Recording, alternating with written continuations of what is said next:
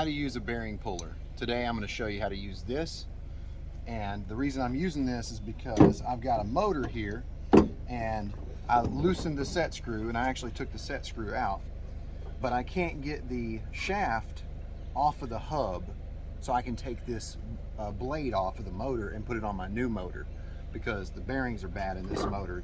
You can tell all the oil you can see right here coming out. So very simple to use one of these bearing pullers. I don't have to use them very often.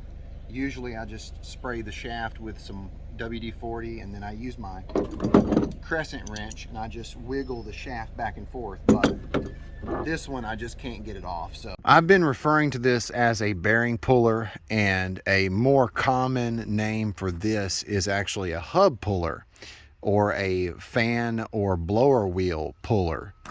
So call it a hub puller. If you look it up on Google, you're going to find it better by typing in hub puller. So, and this is what we use to pull the hub off of the shaft. So just want to clarify, because I keep calling it a bearing puller in this video. So the first thing you do to use a bearing puller is you take and you run this all the way out. Okay, that way you can actually set it on the hub. Second thing you want to do is you want to make sure that you don't line up any of these to where it's going to ruin the hole for the set screw. Okay, come here and take a look at the set screw. See this? This is where the set screw goes, right? And this is what tightens the hub to the shaft. Okay, you want to make sure that none of these is lined up to where, let me loosen this up. You want to make sure that none of these are lined up to where they're going to hit that set screw. Okay, so it's offset right here, right? Make sure it's straight as possible, and then what you're going to do is you're going to tighten these up. Take a look. I'm tightening these up, okay, to where when I get them tight enough, they should be centered to where this is centered, and it's just going to push on the shaft. Okay, so when we start running this in, this is going to move this shaft. All right, so put it back on here.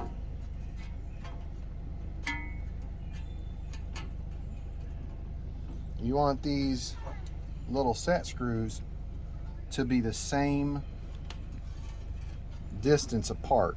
Okay, now what I'm going to do is I'm going to get my crescent wrench and I'm going to tighten each one of these up.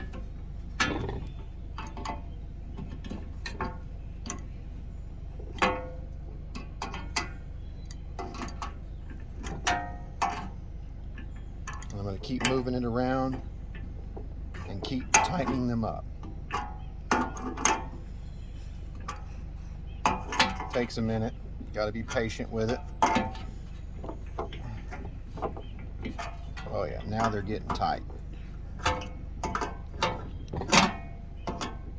Except for this one. Oh, having some trouble with that one. No big deal. I'll just tighten these three.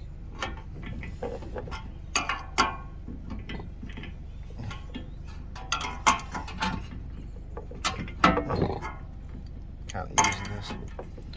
All right. Now, once we get them tight, now what I'm going to do is I'm going to take and run this in, okay, till it touches the shaft of the motor. Okay.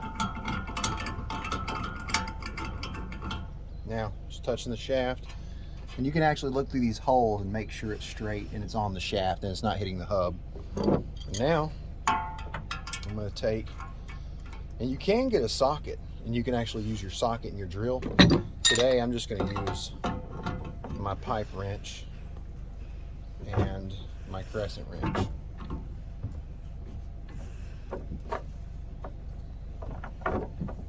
And if you've got one of these, it really comes in handy.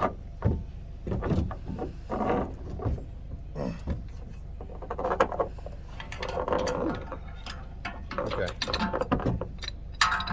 You can use 2 crescent wrenches, you can use 2 pipe wrenches. Many ways to do this. Look at that. See?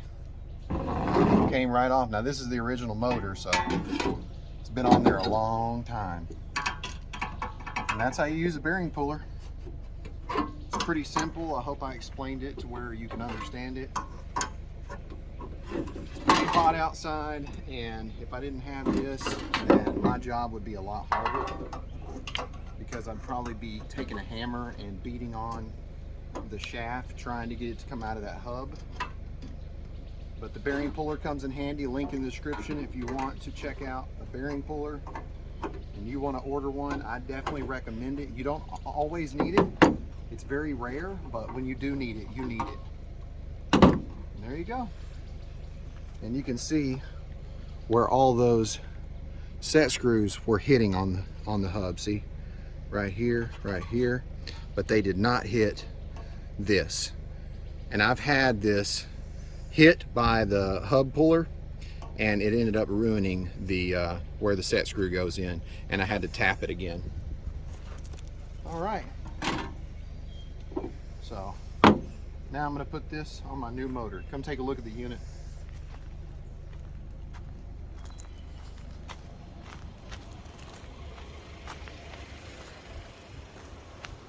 Here's the package unit I'm working on. Here's where I'm putting in the new motor. And this is my new motor. It's 1/5 horsepower. To know what size motor you have, come over and actually look at the service packs. This unit is a 1996. So that motor is over 20 years old. Look at this. It's a 2.5 ton 1996 model. And that outdoor motor was 1/5 horsepower. So hope you enjoyed the video. If you want more like this, go check out my playlist, HVAC Tips for Technicians. Stay healthy, stay happy. You've been watching HVAC Tips for Technicians. I'm Tad, and I'll keep you cool if you let me.